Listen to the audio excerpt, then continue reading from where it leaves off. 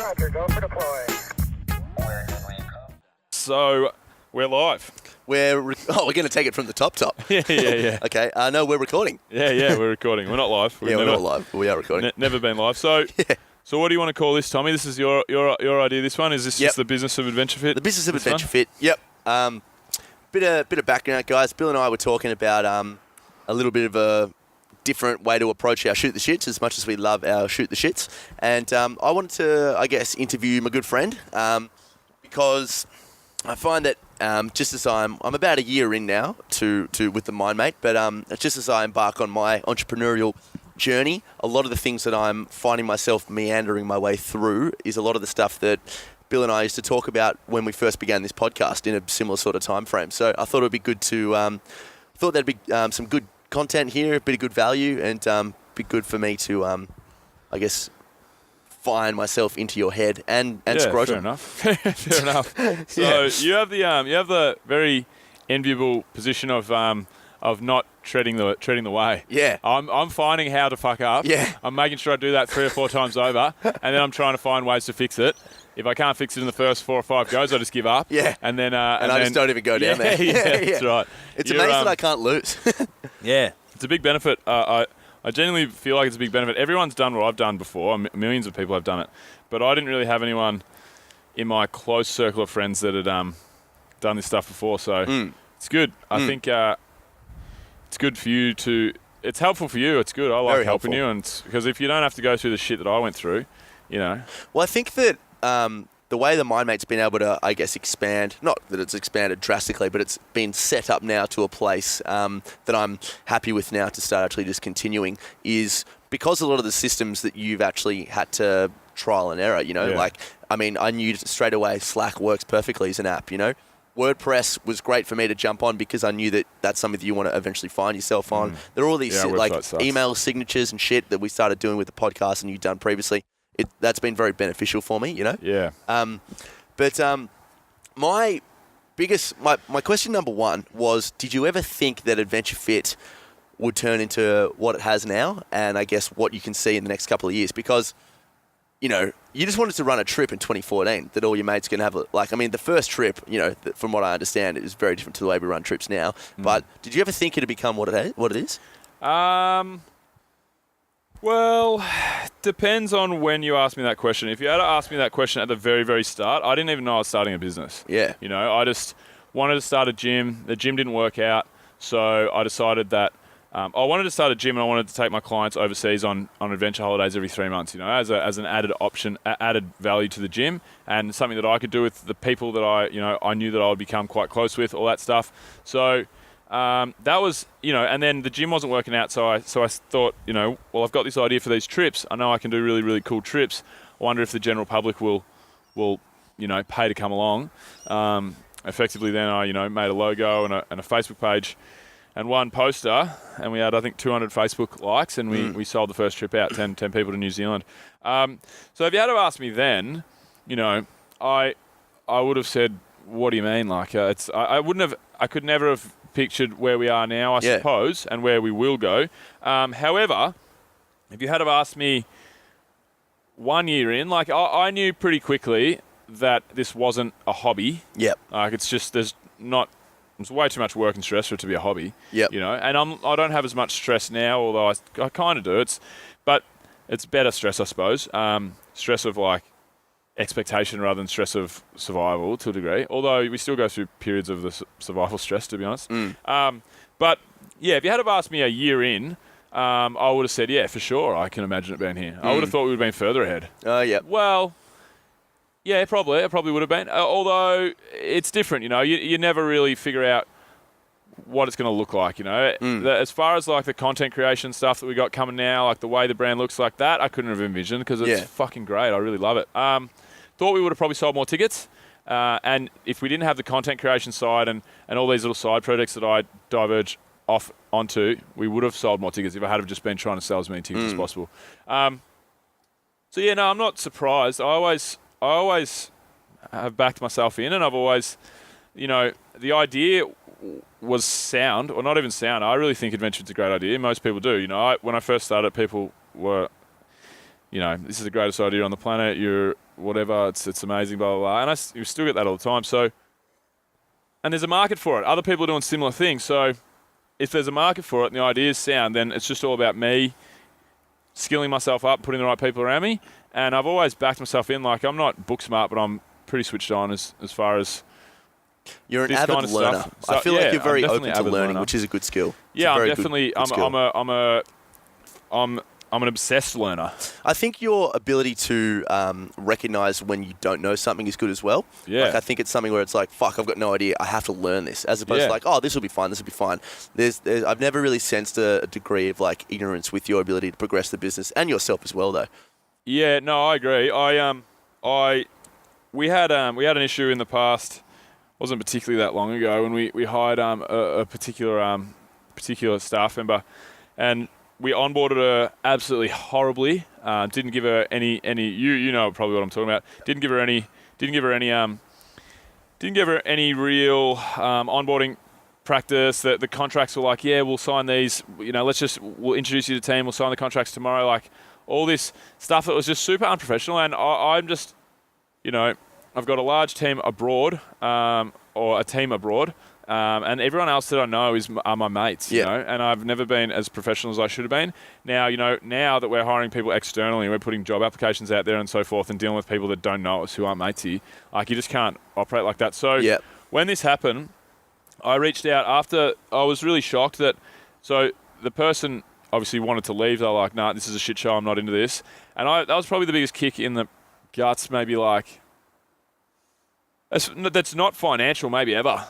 You know, because I don't often fuck things up really badly, and in my personal opinion, I fucked that up really, really badly. So, and it's not a financial fuck up. Wasn't, you know, like, we've had huge financial fuck ups from little mistakes, you know, because it's just the scale of the business. But but as soon as it was all the dust settled, a day later, we had a conversation. When I went down. I picked the girl's brain. I won't mention her name. I picked the girl's brain over and over about, you know, why and what and how, and everything that we didn't give her, I just rushed it. You know, I just didn't do it correctly. Yep. The onboarding and hiring process. So I was like, the next day, I was like, thank you so much. Emailed out. Thank you so much. I'm so sorry about what happened. You don't know what you don't know until you know. Yeah. And now I know, and I appreciate you telling me, because a lot of people wouldn't. Yeah. A lot of people would have either stuck with a job and sucked it up, or a lot of people would have you know, just bailed and maybe not been so open and you know, help me explain things. So help explain things to me. So now, like, I went straight to Jane, one of my buddies, and I was like, she's in HR and she travels all around the world for this big company. She's really good at what she does. I'm like, Jane, right? Jane. Yeah. Yeah. I'm like, right, Jane, I fucked this up. I need help. What do I do? You know, contracts, onboarding, like, just basically new staff. Like, how do you do it? And she's given me all these resources. I've spent a lot of time figuring it out myself. And now, like, I showed Jane all the stuff that we offer to it's just boring contractual stuff. But I showed it all to Jane, and she's like, oh, this is way better than anything we've ever done. Like, it looks like it's just, if something isn't right, I find a way to fix it, and I find a way to excel at it. You know, but you know, it's not everything, but that's what I try to do. Would you have taken on this venture if you had have known what it actually consists of when you first started? Yeah. Yeah, I would have. But I've seen the ups and downs very closely. yeah. Well, you know, maybe not. I don't know. It's pretty hard. If you were to say to me, all right, here's a scenario, man. You're going to pour hundreds of thousands of dollars, or maybe $100,000 plus into a business that's not going to bring you any money for the longest time in the setup period. It's going to cost you a relationship. You're going to go to two separate stages of seeing a psychologist. You're going to lose tons of friendships. You're going to lose confidence in yourself for a big portion of time. You're going to get desexed. Yeah, you're going to get desexed. You know, you're going to. Well, now, one of those wasn't true. Yeah. So, I don't know. I think you may be crazy to say yes to that. You know, so maybe I wouldn't have. Maybe I would have been like, nah, I'm cool, man. But what if I said to you as well, hey, man, this is what's going to happen with all you, but it's going to change people's lives on the trips? Yeah, well, that's the risk. And that's something that I've seen firsthand as well. That's the gamble you take with business, isn't it? Really, like everybody's out there to do something better, to do something good for the world for the most part, to do whatever they do, whatever they're passionate about, whatever their craft is. They want to do it to the best of their ability. There's not many people out there that go out and they're like, right, I'm a roof plumber. I used to be a roof plumber. I'm a roof plumber. But what I'm going to do is I'm just going to slap roofs on. I don't give a fuck how they look. I just want money, quick in and out. I don't want any quality of work. Like I don't care about making the client happy. Like no one really goes into business for that. See, I disagree. Like I actually feel that some people do. I genuinely believe that some people go into business and become entrepreneurial with the goal of making a fuck ton of money. And some of those people are successful in terms because they achieve their goal and they make a lot of money. But in terms of like a why and in terms of like the reason why a business becomes so successful and creates a tribe, they lose that touch. Yeah, I mean, I think going into any business with money as the main driving force, you're probably not going to succeed. Money's a byproduct. Of course. Money's a byproduct of being good at whatever you do. Of the value. So, I mean, yeah, I think a lot of people go in with money as maybe their objective, but people hopefully would be smart enough that the product always comes first or the service always comes first. If you fuck that up, I mean, there's a lot of people out there that are just really good salesmen that sell shit and make money. Yeah. But they're probably not happy with themselves and they're probably not going to last all that long. And so yeah, look, it's just a risk. Like it's still a risk for me right now. Everyone that sees AdventureFit from the outside, it's like, oh my god, AdventureFit's absolutely killing it. You guys are this, that, and the other, whatever. Anyone that sees the inside of AdventureFit, they know that it's not all facade, but it's partly facade. Still to this day, we look very successful. We're still figuring it out. So there's still a healthy chance that AdventureFit may somehow be taken down by something, So it's still a bit of a risk that you run, but you obviously weigh up all the alternatives. You weigh up, what you have to go through. Obviously, you never know exactly what that's going to be, but you know that it's not going to be easy. So you weigh up those factors, and you're like, right. Like I got to the point maybe 2 years in where I was like, okay, cool. I'm $20,000 off being able to run this trip, and this trip runs in 2 weeks. And parents asked parents for money. No, credit cards maxed. Had a loan from PayPal even. No other family members that could give me money. I'm like, right, how the fuck am I going to do this? And probably but I've had heaps of those periods, and this was probably the worst one. That's why I bring it up. But I was like, right, and then I don't know what I did to pull it out. I think what I may have done was I think I released like 3 trips. I rushed the shit out of releasing 3 trips. Announced them, sold them, got a couple of deposits in. All right, guys, just so you know, we're doing 10%. We offer 10% discounts if you pay up front. We didn't ever do that. I just made that up. If you guys want to pay, so we got there's about 10 grand we made there from a few sales.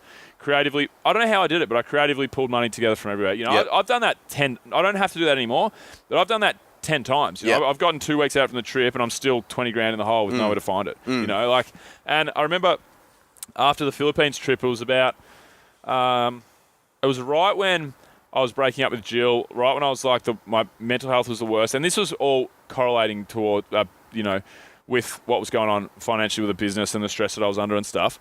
But when I got past that period, that was like when we were coming into Bali or around that Mexico-Bali time. And I was like 18 months ago now. Yeah. And I was like, I don't really want to do this anymore, it was so stressful. I was like, I just want a 9-to-5 job. I don't want, life's not meant to be this stressful. So it's all about what you can endure too, would you say that moment, talking in that hotel on Gili Island was the lowest point of AdventureFit? For you personally? Nah, it was up there for sure. There's been a few of them. Yeah. I had a conversation with my brother in the US, which was a bad one. The US trip, we had a group of Chinese, a private trip from China that we ran over to the US. Yep. And that might have been the most crippling anxiety I've ever had. That was right up there. And same thing again, didn't know where, even I've had periods where I've been like, where am I going to find money to finish this trip? Yeah. You know what I mean? Start the trip in 7 days. I need to come up with money. That's fucking crazy what I've been through, and nobody knows really. Like it looks like it's been all smooth sailing, but it's not. Business is not. We're not in that position anymore. We're not in it, and it's good. And I don't think we ever will be. But yeah, I think I've definitely been through some tough times, and I've said this before a bunch of times, and I don't want to sound like a hero, but to my own detriment or to my own benefit, I'm not really sure how you look at it. Benefit, I suppose, because I'm maybe succeeding. I think 95% of people would have chucked in the towel. I genuinely 100% believe that. Yeah. So I think similar to what Tony Doherty said, like you just got to outlast people. Like you got to outlast people, and you got to be willing to go through hell. I mean, not everyone though. Not everyone. A lot of people start a business in a year and they're going well. But what we're selling is a high ticket item that's a luxury item. Yeah. So the model it's tough. Yeah, it's the hardest thing to sell, and I think I've explained this to you the other day, but it was the first time I had it explained to me that was quite clear as to the difficulty we're under trying to sell what we sell. And hopefully I haven't explained this on the podcast before, but if you look at a quadrant, right, like you look at a crossroad like this, four parts on a page, for example. On the left hand, think of left hand bottom quarter. That's stuff that you need. That's cheap. Toothpaste, toilet paper, stuff that's like, I have to buy that because it's just how we function, Yeah. You're going to buy that shit. Yeah. Top left is stuff that you need that is super expensive. So you get in a car accident, someone's suing you or whatever, you're going to get a lawyer. Yeah. You got cancer, you're going to pay for a doctor. Your teeth fall out, you're going to go to a dentist. Insurances, all that kind of stuff. Penis cream. Yeah, penis cream. Yeah, penis enlargement cream. That's right. Yeah. Penis enlargement cream. Yep. Penis reduction cream. Yeah. So you can get pills for that, actually. Yeah, right, no, okay. Not cream, I'm still on the cream. Oh, yeah. For the I've used enlargement. cream back in the day. Yeah, it's all back in the day. Yeah. Keep going, mate. It'll work one day. Yep. Are you using the butter, the whipped cream? Or? No, I'm using the Peen 46. Peen 46. Yeah. No, you on Peen 46? No, I've been on Peen 37. Oh, premium. Yeah, premium Peen 47. Yeah. But has that got xanthan gum in it?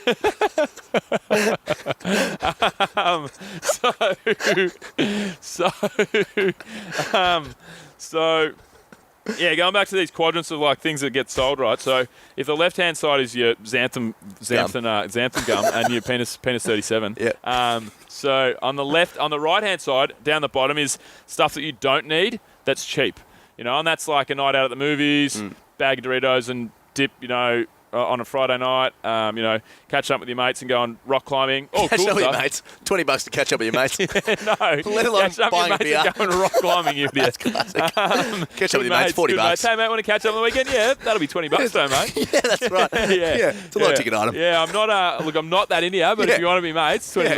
Xanthan gum. Yeah, bring the Xanth. But so they're the things that are harder to sell. So this is like easiest to hardest, you know.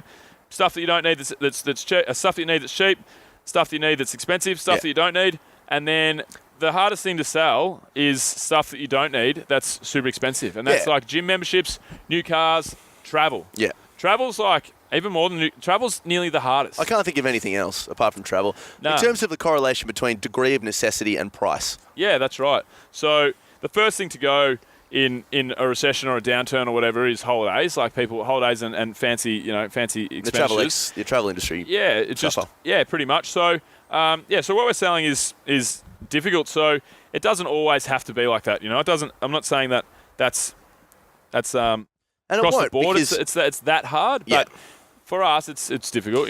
Before you start to diversify your revenue streams and things and stuff as well. But but.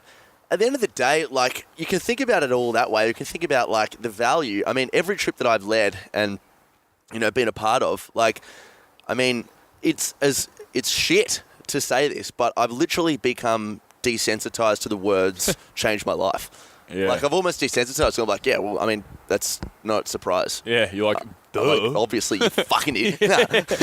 But, like, it does. It does. Yeah. You've seen the other side of the world. The amount, I reckon every single client that I've, been a part of for trips has been like, oh, I did this on a whim, or like I was just stuck in my own ways back then. I mean, like travel is one of the greatest ways to actively meditate because it takes you outside of your comfort zone, and that's great. It's the best reason to. Yeah, for sure. Sure. Yeah. Yeah. What else Absolutely love it. What else you got for me, bro? Well, I've got straight away. You're the interviewer. Do you know Come what on. I love is like as soon as like the conversation starts to die down, you go I mean, look, so that's like that. That's like your time to just digress. So because the way I see, guys, if you're listening to this show on audio form only, I strongly recommend you move to this time now. I'm doing an impersonation of Bill right now. So it's so the way I see it. Yeah, that's good. Right. Okay, so what's been one of the heights of the entrepreneurial journey? One of the highs. What about the podcast, mate? What were your thoughts on starting the podcast? Did you ever think it'd be like this? Like, what were your, what made you get into that one? Well, I'm always just trying to figure out what's gonna build the business. What's going to build the business? What can we implement? What can we actually do that's gonna work in building AdventureFit? So, I'd listen to podcasts for a fair while. I was a huge fan of podcasts. I'd heard them talked about as an easy form of media. I'd heard about them talked about as the future of audio, which I still believe they are. Definitely. So I was like, oh yeah, I had this like little inkling, a little seed in my head that I maybe would do a podcast at one point, and it had just been kind of ruminating there for a couple of months. And then I went to this Entrepreneurial day where they have all speakers and so on and so forth. And then they did a presentation on podcasting and how easy it is, what it does for your business, how much it can benefit you and stuff. And then I was like, all right, cool, I'm just going to start a podcast. So I normally, jump in the deep end and learn how to swim. That's how I've done everything. And hasn't faltered me too much, really. So having said that, like I do a lot of research, but I'm not. Nothing's really too daunting. So I was like, okay, well, in that case, I'm gonna go and I'm gonna start a podcast. So yeah, I mean, I didn't really know where it would go. I didn't think I'd probably enjoy it as much as what I do. I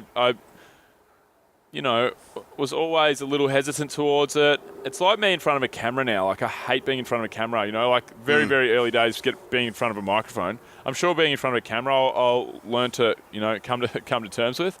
But yeah, getting in front of a microphone was never super comfortable. But now, I mean, I love it. So I'm just always trying to add value to the people that follow us and find ways that we can gain exposure and build the business. And the podcast was, that's what the podcast was, I suppose. It was interesting how we very rapidly kind of felt that, fitness, that category of fitness, we still do explore fitnessy people and stuff, but it was much more, I think on a personal note, the value I was getting out of talking to people outside the realm that I found myself being an expertise in was just amazing. And that's, I think you can agree that was something that we both wanted to start. I remember one night we called each other up talking businessy for something. And then we spent the next hour and a half talking about like Graham Hancock and like all these fucking insane things. Like, yeah, man, I've been reading this. And I'm like, yeah, well, I've been reading this. And you're like, oh my God, that's amazing. I've been reading this. And then we just started jerking. Yeah. No, that's been the funny thing with the podcast is like, we haven't had too much congruency with like our messaging in the last couple of years. That's why we're doing a bit of work behind the scenes now to kind of tie that all in. And the way that we've kind of tied it in, I suppose, for the time being is, AdventureFit going forward, and this is one thing that won't change, will be always founded on travel, exercise, mindfulness, and conversation. And I was just always like, how can we make it that the conversations we have are just part of what we do? And then, I mean, but there are no rules to this. No. Like who's to say that, Red Bull have any, Red Bull sent a guy into space to skydive out of the solar system. Yeah. Like they're an energy, they're a fizzy, they're a guarana, they're an energy. Yeah. Like who's to say that caffeine drink? Yeah. Who's to say that they're they're within their rights to go and do that? But yeah, businesses evolve. Yeah. So there's really is no rules, but there was always like fitness, travel, and adventure we could link into the podcast. But yeah, we shipped that off pretty early, not pretty early, about a year in, as the main focus of the podcast, I suppose. Definitely. To telling interesting and inspirational and important stories. So, and I'm just really passionate about that. So I think that's definitely going to be one of our pillars going forward. I mean, it's not going to be one of our depending on how we go with our events that we're planning to do in the future. But it depends, if it becomes a real revenue driving part of our business, or it's just something that we like to promote, and we try and explore different ideas in the way of the podcast and the stories that we tell through our media, I suppose. I think for me, it's definitely like in terms of being a staffer of AdventureFit, I help run the trips, do some back end work, not a whole lot. I'll reach out to a couple of guests, do a little bits and bobs here and there, but talking on the show has never and will never feel like a job. Talking with one of your best mates all the time, speaking to amazing people and learning, it's been, I think that's the winning ticket when you can find something that the business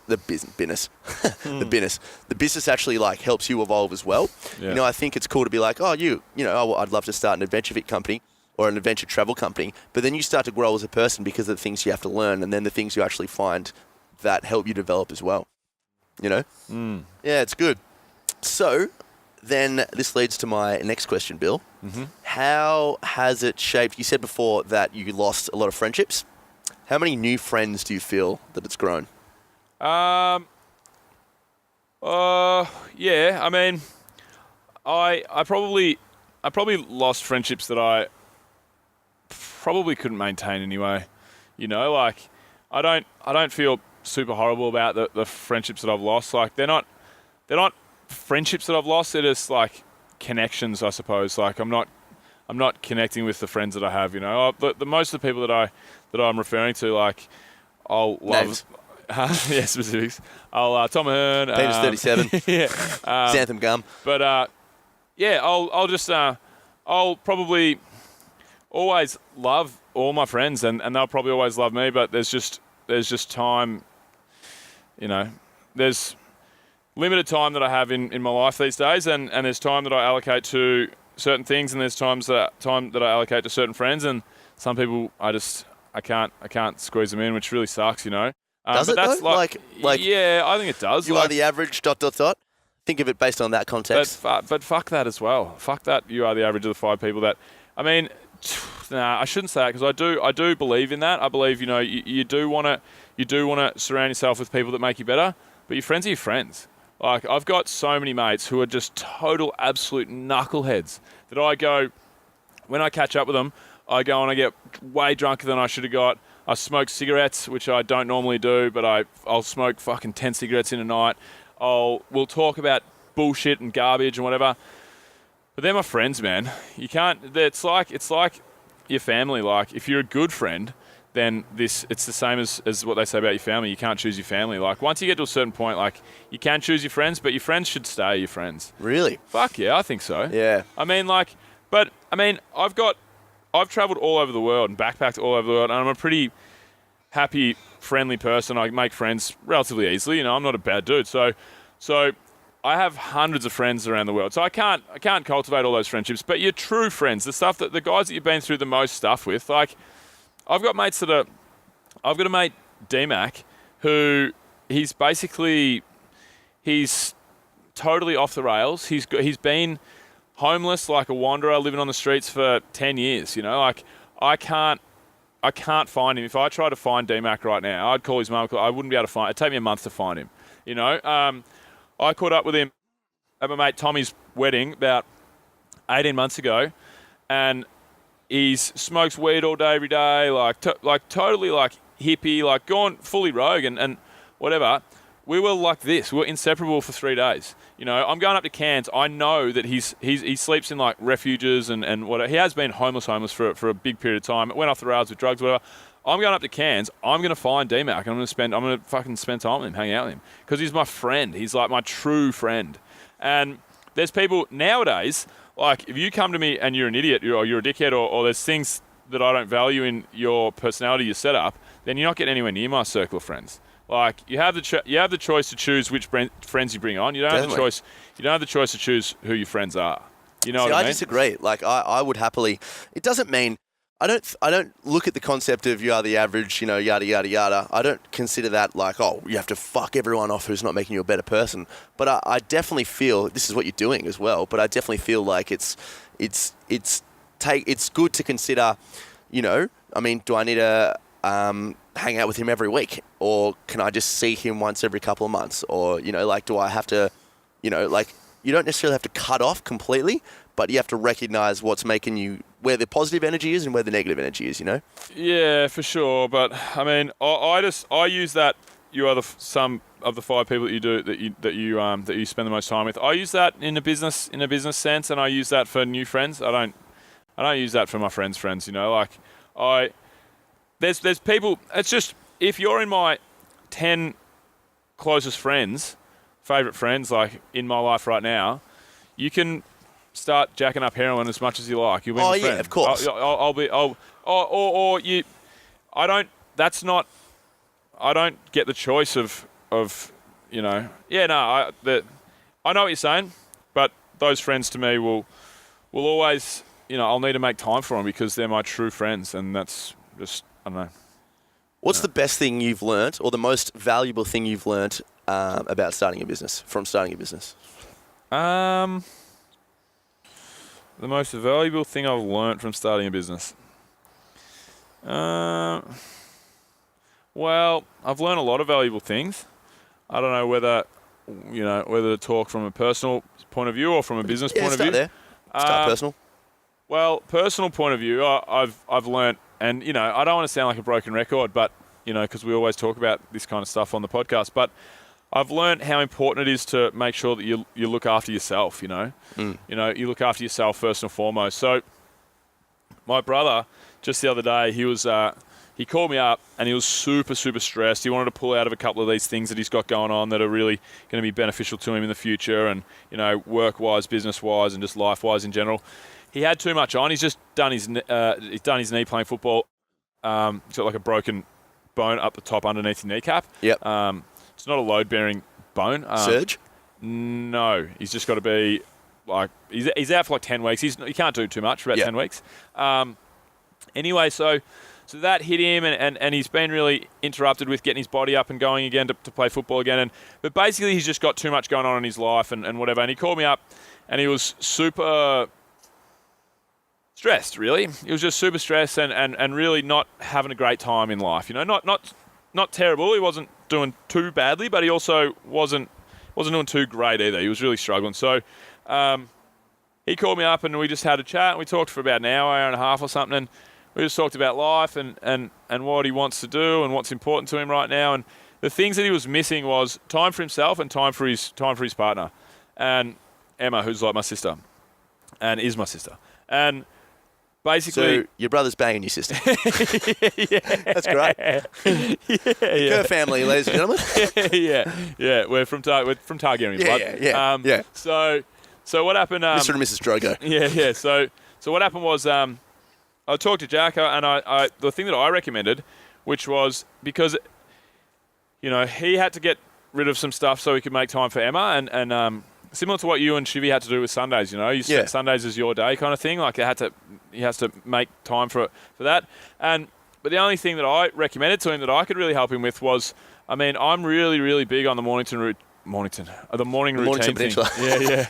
The morning routine thing, because I feel like you have to get some sort of time to look after yourself. When you're starting a business in the first couple of years, you will go through absolutely hell. Yep. And if you're not looking after yourself and doing the things that you need for yourself to make yourself happy, then the people around you, the decisions you make, the contacts you gain, they're all going to falter because you're not happy yourself. So what I said to Jack was, that what I do is I prioritize myself in the morning, because if you get up and you win the morning, then you've broke even for the day, or you've won the day. Because if you have a shit day, depending on how shit, but if you have a shit day, then you've probably had the rest of the day, you've probably had a neutral, overall, because you've won the morning. If you have a great day and everything goes well, you've had a fucking fantastic day. You've dominated. Amazing day. Yeah, because in the morning, I'll get up and I'll meditate and I'll write my gratitude journal and I'll spend time with my dog and I'll read. If I get up at 6 a.m., I'll read as well. I'll read. I'll from time to time do 10 minutes of burpees or something in my room, and then I've won that part of the day and I've looked after myself. They're the things that I need to do for me. Yep. The only other thing that I need to do in the weeks is I need to make time for lightheartedness, catching up with buddies, going to the comedy festival, going to dinner with a mate, coffee with a mate, whatever. Yep. Just little things like that. Definitely. People around me. I feel like I've learnt, how much I rely on others for my happiness, and how much I have to look after myself for the sake of my happiness too, and that's very important in business. I think Can't do it alone. Yeah, I think one of the great things about embarking on that entrepreneurial journey is that it like so many grounded situations in your life get taken away, because all of a sudden, especially if you're I guess like myself and you and I, we can get a bit impulsive, and you can throw, like you said, you throw yourself in the deep end, then you learn how to swim.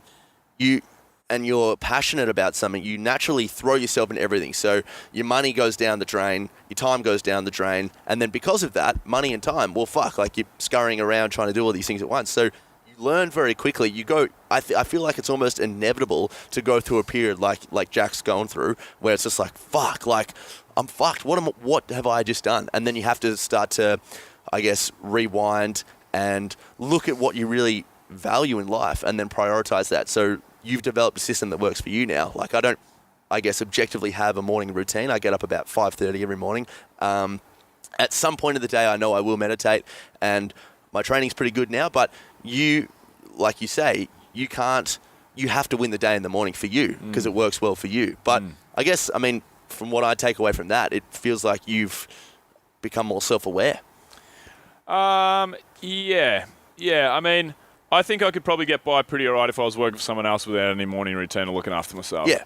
But you're under so much stress, you're so time poor, and starting a business, I don't always hope to be that way, but starting a business you are, and so for me, it's been super important to give myself, time for myself, and to do the things that make me happy, really. And then, things that I've learned in business, business, not personal stuff related to business. I've learned a million different things, but the thing that I've learned the most, again, relates to people, and just like, I think in business, like you have to surround yourself with people that are smarter than you.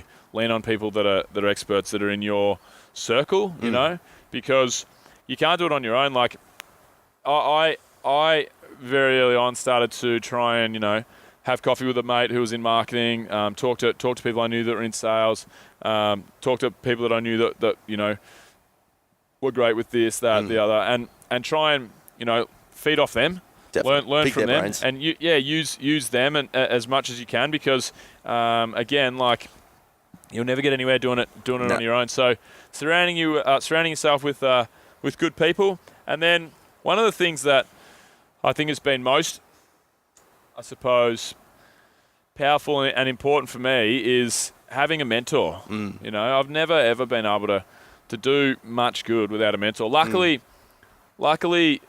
very early on, I was approached by Paul Harmeister, Paul to be a bit of a guiding hand, and Paul's done everything that you could ever want to achieve in the world, really.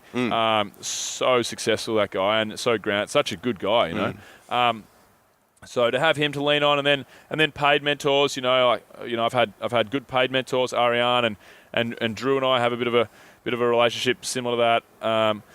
And you have to surround yourself with good people. I feel like when I've got a good mentor, when I have someone that I know believes in me, then everything else becomes easier, because I don't have to second guess myself, and but having a mentor doesn't always have to be a paid thing. Reach out to somebody that's head and shoulders above where you are in a similar field, and they might want to help. Like I'm lucky enough now to have Daryl Wade, who obviously came on the show with us about, would it be probably 50 episodes ago now, whenever it was. So Daryl's one of the leading guys travel-wide in the world. Like, I don't know the travel industry that well, but from what I know of the travel industry, if I was to pick a mentor, he's killing it.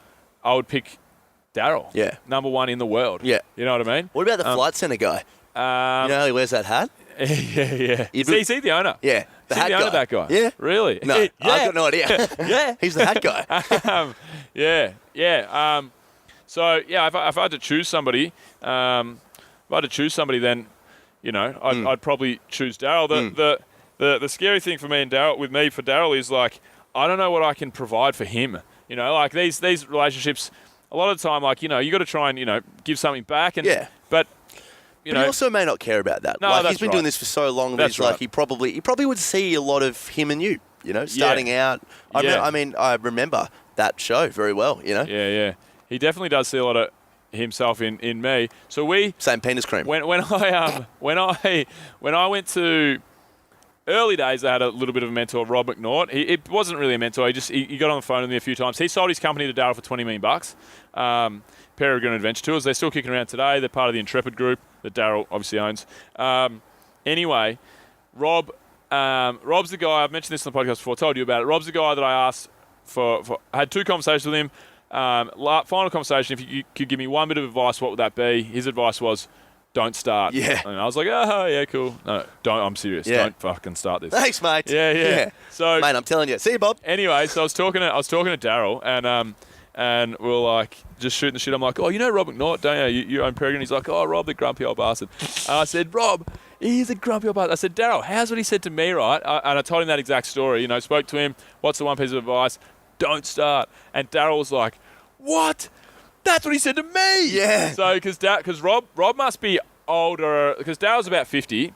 Rob must be like in his 97. 70s. Yeah. So he's another level above again. He knew the Wright brothers. And Daryl went to Rob for advice and to talk to him about stuff when he was starting out.